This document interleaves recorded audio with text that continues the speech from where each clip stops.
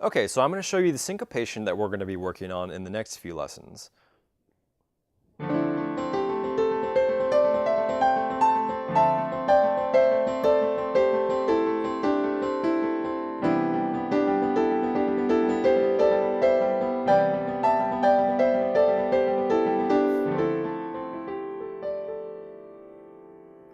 So there, if you can see, I'm moving my pointer and my thumb in a pretty unique way here. So I'm playing the chord first, and then what I'm doing is I'm playing one note in my right hand, or one chord in my right hand, for every two notes that I play in my left hand.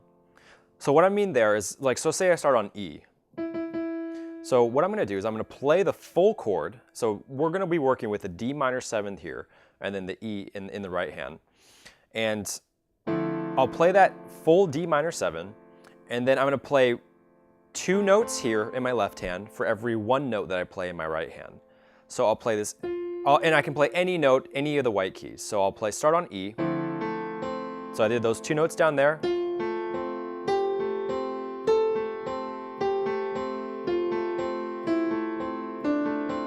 So you see, all I'm doing here is I'm playing one note here, and then I'm playing these two notes every time I play a note in my right hand. So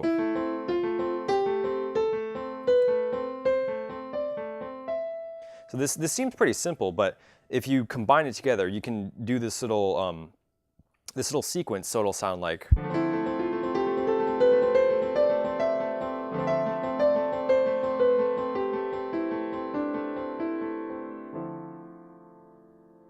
So you can see that's, I mean, it sounds very beautiful, you know, it's just a very like elegant, it starts going faster and then slower, and it just creates a really nice movement there.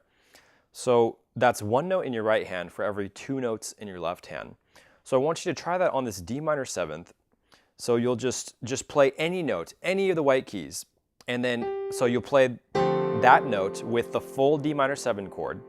And then you'll play the top two notes with your pointer and your thumb, the A and the C, and then you'll move your right finger to some other note, like A. Then just play that A and that C again. Then move it again, play the A and the C, move it again.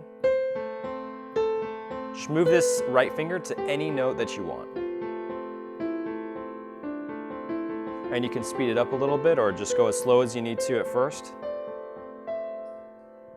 And then eventually you're going to want to play the chord again. So you'll do that just for you know, a few times. So,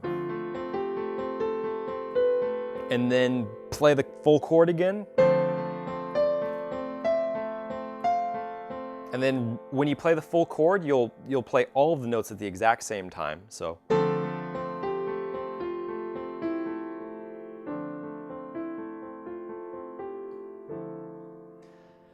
And so the reason why this is so cool is because you can use this not only with a D minor 7th, I mean, you can use it with any of the chords that you've learned up till this point.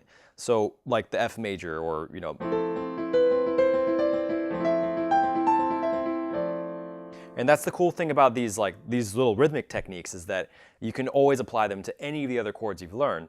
It doesn't have to just be the one that we're working with. But in our case, we'll just work with this D minor 7th. So I want you to take that D minor 7th, play the full chord, play these two notes, the A and the C, with your pointer and your thumb, and then do one note in your right hand for every two notes in your left hand. I know that might sound confusing, but just watch again, like you're just doing this simple sequence of.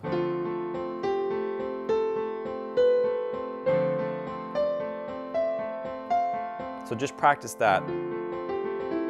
Just moving your right hand around, and then while you're playing these two notes in your left hand.